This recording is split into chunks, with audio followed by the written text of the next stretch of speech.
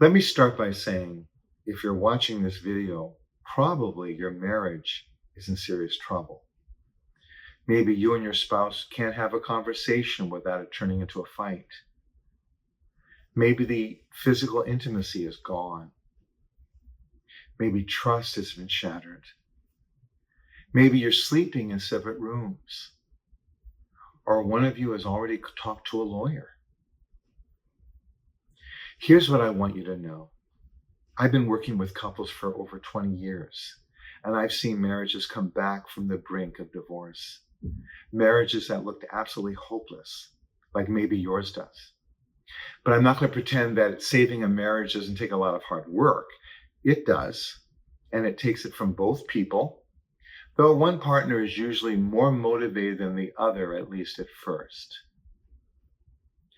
I'm John Williams. I'm a licensed mental health counselor here at the Center, A Place of Hope. And today I'm going to give you a roadmap used to help thousands of couples rebuild their marriages. By the end of this video, you'll know exactly what warning signs to watch for, the foundational principles that actually work, and when you need to get professional help. Okay, so let's be honest about what a marriage in crisis really looks like. Dr. John Gottman, a brilliant researcher, has identified what he calls the 4 horsemen of the apocalypse that predict divorce with over 90% accuracy. So listen up. The first horseman, criticism. This isn't about complaining. This is about attacking your partner's character. Instead of saying, "Oh, I'm frustrated, you're late again," it's, "You're always late because you're lazy and you don't care about me." Ouch. The second horseman, contempt. This is the big one. It's radioactive. It's lethal. It's eye-rolling, name-calling, sarcasm. When you start treating your spouse like they're beneath you, like they're disgusting or like a baby or something, your marriage is in serious danger. The third horseman is defensiveness, and it's natural if you feel like you're attacked. Everything becomes your partner's fault. You're the innocent victim. "I wouldn't have yelled if you hadn't," or "What about you and what you do?" Sound familiar? The fourth horseman is stonewalling, the silent treatment, shutting down, running off, building walls instead of bridges. It's easy to understand that you would stonewall after feeling attacked. But problem is, it's easy to fall into these deadly patterns. But here's a bit of encouragement. Research shows that 40% of couples who say that they're very unhappy in their marriage report feeling very happily married only 5 years later. So if you're seeing these patterns, don't panic. See them as red flags that need immediate attention. All right, let's talk about what actually works. We can distill this down to 4 non-negotiable principles. Principle 1, commit to the process, not just the outcome. You can't save your marriage with one foot out the door. You have to be willing to examine your own contribution to the problem. This means looking in the mirror first and not pointing fingers. Principle 2, interrupt your negative patterns. Those fights that go round and round and round and leave you both wounded, they've got to stop now. You need a communication ceasefire. Stop doing more damage while you're trying to heal the relationship. Okay? So principle 3, rebuild emotional connection. Now, this isn't about any grand gestures. It's just about 20 minutes a day of undistracted time together. Put down the phones, turn off the TV, do something together where both of you can feel like an us. It could be making dinner. It could be walking the dog, doing a puzzle together. You don't even have to talk much. The key thing is just to feel together again. Okay? All right. Principle 4, adopt a growth mindset. Stop thinking this is just how we are. No, this is what we're learning to change. Your marriage problems aren't evidence that you're incompatible. They're opportunities to grow stronger together. Does this sound too simple to work in a relationship that feels as bad as yours does? I really understand that. But believe it or not, these are research-backed principles that really work surprisingly well when both people commit to them. I've seen it. Your love isn't dead. It's just buried alive by pain and negativity. It can be revived.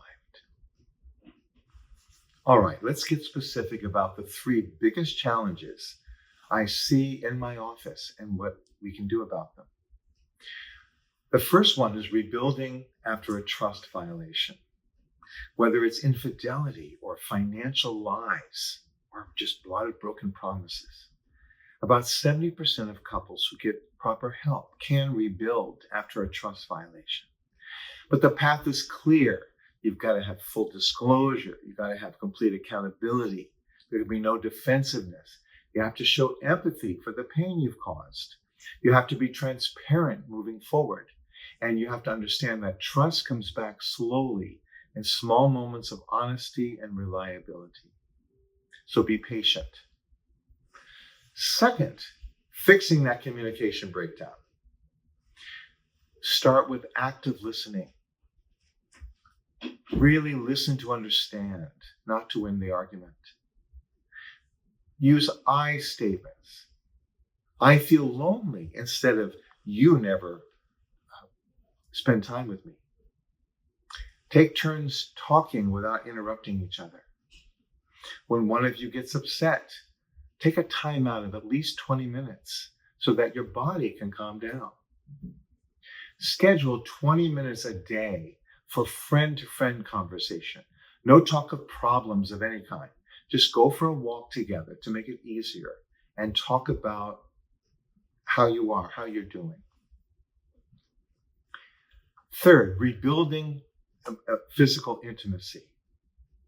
Emotional connection usually comes before physical connection. So start with non-sexual touch.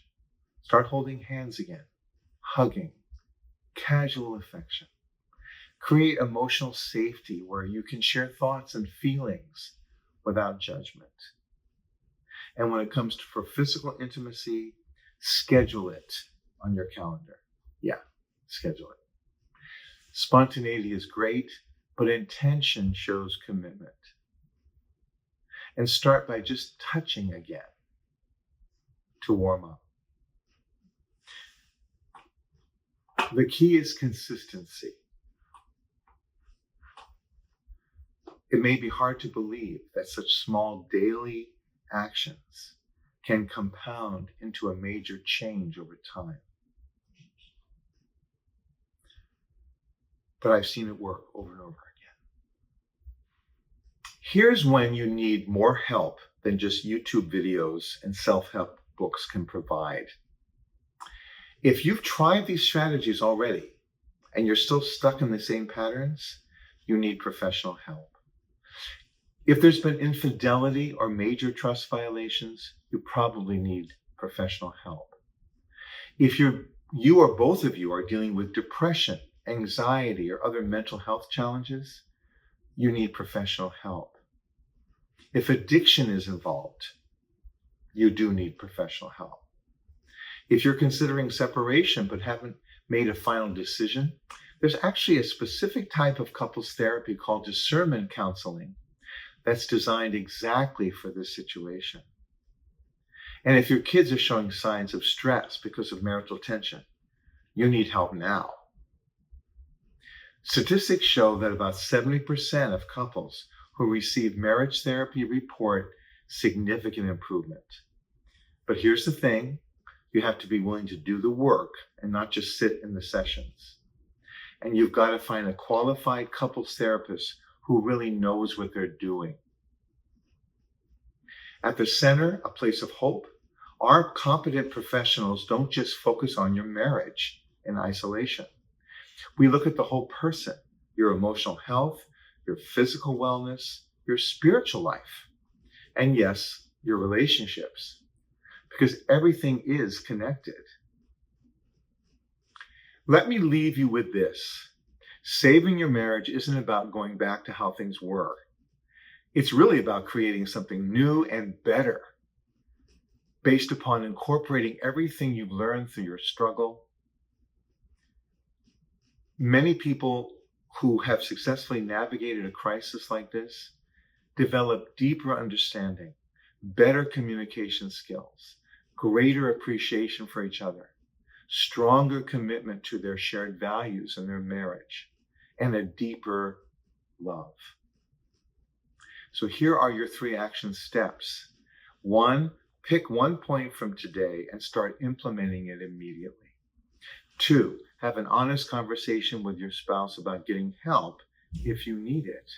And 3, remember that seeking help isn't a sign of failure. It's a sign of courage, integrity, and commitment.